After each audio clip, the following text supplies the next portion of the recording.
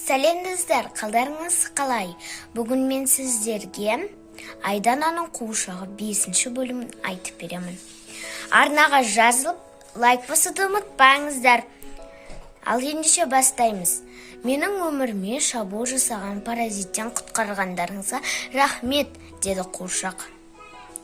Айдананың анасы, ол не қылған паразит, деді. Айдана паразиттің адамның өміріне зиян екенін білетін еді.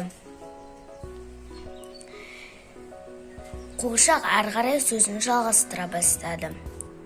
Ол менің ішіме мен бір күні су ішіп жатсам, аузыма бір қиқым кіріп кетті.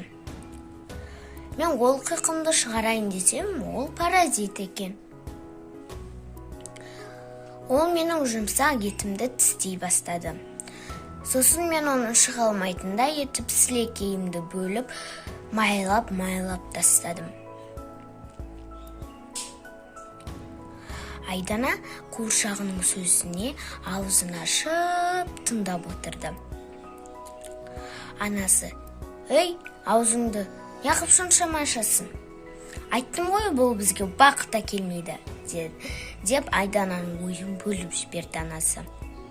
Айдана, «Анашым, менің қуыршағымның әңгімелері маған қатты ұнайды», деді.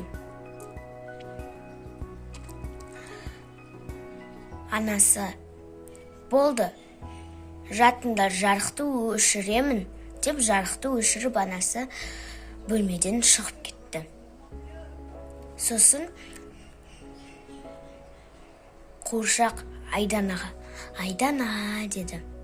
Ал Айдана болса, «Әу», деп жауап берді.